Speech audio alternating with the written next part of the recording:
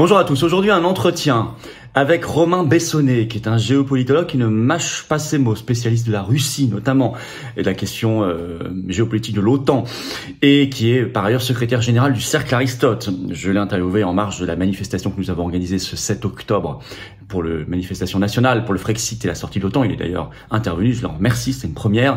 Et nous avons fait cet entretien important, vous allez voir, sur les dernières actualités, la position de la France, la question de l'OTAN, de l'appartenance à l'OTAN, la question ukrainienne, la question russe, l'Azerbaïdjan, l'Arménie, des questions qui sont, et puis nous, Français, notre outre-mer, notre puissance, c'est des questions fondamentales pour notre avenir, pour notre liberté, notre souveraineté et pour la paix.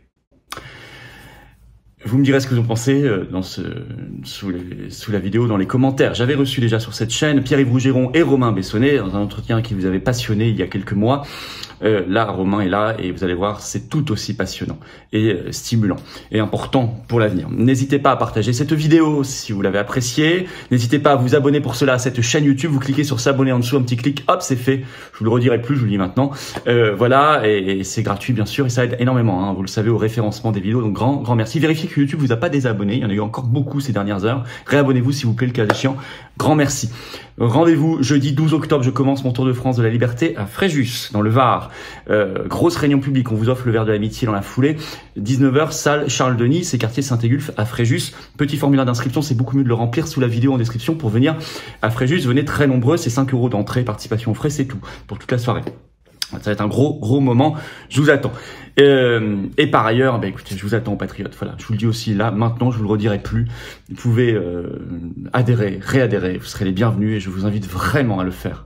On doit vraiment être unis les uns à côté des autres dans la même direction, chacun avec son expérience, son envie, ses convictions, sa force, sa disponibilité bien sûr, mais on vous propose des actions concrètes quand vous êtes adhérent ou réadhérent si votre adhésion n'était plus à jour. On vous propose le rassemblement et on est anti-oligarchique et on défend des belles valeurs, je crois, ensemble, de paix, de liberté, de vérité, de souveraineté, de dignité, de justice, d'humanité, d'amour de la France. Voilà, c'est tout ça, nos valeurs pour nous et les générations qui viennent, et je vous attends. Vous pouvez également faire un don de soutien au mouvement, c'est le deuxième lien sous la vidéo en description, alors que adhérer, réadhérer, c'est le premier lien sous la vidéo en description. Adhérer, réadhérer, j'ai mis également en commentaire épinglé, une petite fiche maintenant sur l'écran, et dans les dernières secondes de la vidéo, vous aurez un lien. Faire un don, c'est le deuxième lien sous la vidéo en description, un don au mouvement, pour lui permettre de faire plus d'actions, des actions très concrètes. Plus d'affiches, plus de tracts, plus de manifs comme celle sur Frexit, la sortie de l'OTAN, plus d'opérations coup de poing, plus de participation au débat, d'animation, de réveil des gens, transformer les moutons en lions. Voilà. Sinon on pourrait pas, on n'a pas les millions du système, on n'a pas les grands copains oligarques, banquiers, journalistes, tout ça, non, pas du tout. Mais on est nombreux, on est très nombreux. Le don est défiscalisé aux 2/3 pour vous, comme l'adhésion et la réadhésion, c'est concrètement une baisse de vos impôts. Profitez-en. Bravo aux donateurs, aux réadhérents, bienvenue aux nouveaux adhérents patriotes. Bon entretien. Et vive la France. Alors je suis avec Romain Bessonnet, secrétaire général du Cercle Aristote, bonjour. Tu nous as fait l'honneur, le plaisir de venir dire un mot aux manifestants sur l'OTAN, parce qu'on était en manif pour le Frexit et la sortie de l'OTAN, bien sûr. Alors, d'abord un petit point, je t'ai entendu dire très justement, c'était très applaudi d'ailleurs dans ton intervention, que nous n'avons rien à faire en Lituanie ou évidemment en Ukraine, alors que nous avons à gérer, il n'y a plus d'eau à Mayotte, territoire français, département français, il y a des zones territoriales françaises qui ne sont plus protégées. C'est très juste ça. Qu'est-ce que tu voulais dire par là exactement? Ce que je voulais dire, c'est que par exemple, il y a peu de Français qui savent que l'armée de l'air française, tous les 6 à 8 mois, patrouille au-dessus des pays baltes parce qu'ils n'ont pas d'armée de l'air. Et donc, dans le cadre de l'OTAN, ce sont nos avions qui patrouillent, qui font la police de l'espace aérien en Lituanie et en Estonie, par exemple. Ça coûte combien, ça? Ça coûte combien? Ça doit coûter un pognon de dingue, vu l'heure de vol. Et plus cher même que le dîner de Versailles, peut-être. Alors qu'on n'a pas, eh bien, on n'a pas assez d'avions pour assurer la police de l'espace aérien en Polynésie française, par exemple. C'est ça. Pareil, on a des soldats qui font des manœuvres qui sont à peu près depuis maintenant 1 an en permanence, soit en Roumanie, soit dans les pays baltes. C'est 1000 à 1500, je crois, soldats qu'on a envoyés, voire même plus. Eh bien, ces soldats-là, on ferait mieux de les avoir avec des bases militaires permanentes à Mayotte pour assurer la sécurité des Français, Ouais. en Nouvelle-Calédonie pour assurer la sécurité de ce territoire qui est convoité par la Chine et par l'Australie, hein, il faut le savoir, Ouais, on sait. et en Polynésie française, qui est un territoire pour lequel on a une présence sécuritaire et militaire qui est sous-dimensionnée pour un territoire d'une telle grandeur. C'est ça. Et ouais, c'est très très très important ça, c'était utilisé dans ton discours, la France, macronisée, otanisée, tout ça, européisée, elle doit être le garde-frontière du flanc oriental de l'OTAN. Voilà. En fait. En fait, on est ceux qui... Enfin, on est le premier pays ex aequo avec le Royaume-Uni hors Amérique, qui contribue le plus à la protection de ce qu'ils appellent le flanc oriental de l'OTAN. C'est ça. C'est un beau destin ça pour la France. et donc ces soldats-là, on les a pas dans l'outre-mer français, où pour le coup, on a des intérêts géopolitiques qui sont considérables quand on voit les dynamiques à l'œuvre dans le monde, notamment le fait que la Chine sera bientôt la première puissance économique mondiale. Bien sûr. Et qu'un pays, et que la confrontation entre la Chine d'un côté et le bloc occidental, notamment le bloc anglo-saxon, va faire que si la France n'a pas une voix qui porte et n'a pas une armée, une présence militaire dans ces territoires-là, on risque d'être l'enjeu de ces deux puissances. Bon, ça c'est essentiel. Il y a une deuxième chose moi, qui m'a interpellé complètement. On sait que il y a toute l'affaire de l'Azerbaïdjan qui n'est pas très sympathique avec les Arméniens. La France a annoncé qu'elle allait armer les Arméniens. Mais la France arme en même temps, on le sait bien, l'Ukraine de Zelensky. Et on sait que l'Ukraine arme et a armé l'Azerbaïdjan. Ah oui, bien sûr. Y compris en arme illégale d'ailleurs. Alors attends, c'est quand même assez extraordinaire parce qu'on arme l'Arménie contre l'Azerbaïdjan et on arme l'Ukraine qui, elle, arme l'Azerbaïdjan contre l'Arménie. Oui. Qu'est-ce que c'est que ça? Qu'est-ce qui est devenu la diplomatie française? En fait, la diplomatie française, elle est complètement aux abonnés absents dans ce conflit, étant donné qu'on a choisi de se caporaliser vis-à-vis de l'Union européenne et de l'OTAN. Ouais. Et la grande puissance qui est derrière l'Azerbaïdjan, c'est la Turquie. La Turquie est membre de l'OTAN. Ouais. Donc, si demain on décidait d'avoir une position ferme, par exemple d'envoyer une mission militaire en Arménie, ils vont se retrouver en face de la Turquie. C'est ça. Et on sera deux membres de l'OTAN face à face. En plus, Ursula a signé un accord gazier avec Et en plus, Ursula l'Azerbaïdjan.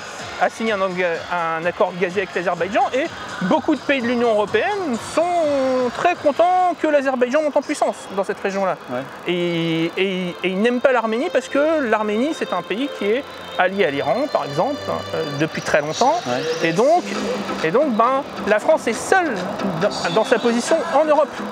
Donc c'est très faux cul quand on dit qu'on verse des larmes de crocodile au sommet de l'État sur l'Arménie, c'est très faux cul. Ah mais fait rien, en fait. C'est très faux cul parce qu'on fait rien et on s'est lié les mains en fait, comme en Ukraine d'ailleurs. On s'est lié les mains quand on a dit on agira en européen, le grand mantra de Macron.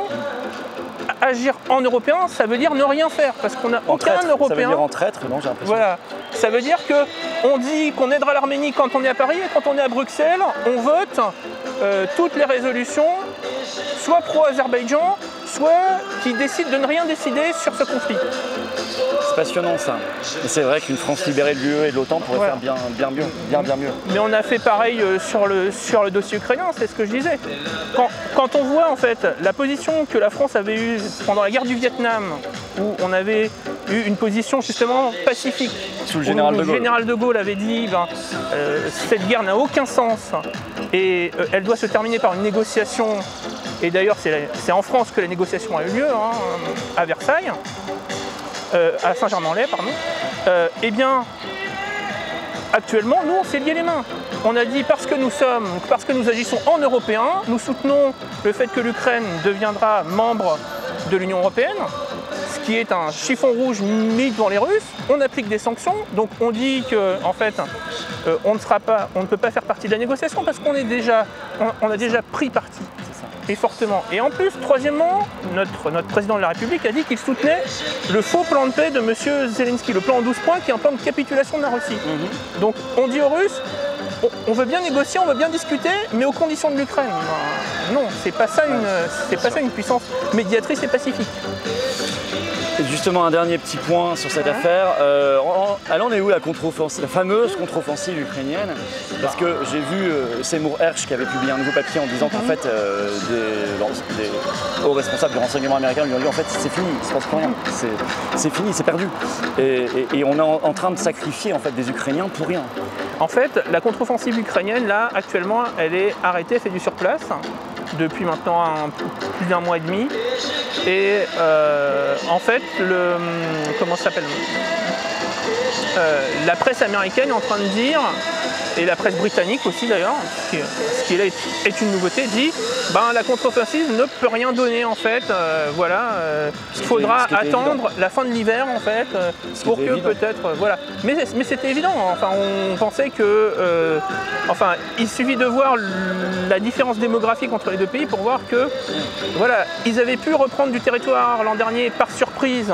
D'ailleurs, comme les Russes avaient pris des territoires aux Ukrainiens par surprise, mais maintenant le conflit il est complètement enterré et on est parti pour un conflit de très longue durée si aucune puissance ne décide que maintenant c'est assez, il faut se mettre autour de la table et trouver un accord qui permette à l'Ukraine d'exister et à la Russie d'avoir sa sécurité qui est préservée. Et c'est sûr que l'OTAN, l'UE et Macron facilitent pas ça. L'OTAN avec les États-Unis, mais l'OTAN en elle-même en fait est devenue une partie du système politique américain et sa partie la plus féroce en fait pro-guerre. C'est-à-dire que même au Pentagone, il y a des voix divergentes qui commencent à dire bon, il va falloir quand même que les Ukrainiens deviennent raisonnables. Ouais. Oui, on les entend. Oui, tout à fait. Bon, on va suivre aussi la présidentielle américaine alors. Merci beaucoup Romain Bessonnet, merci infiniment. À bientôt.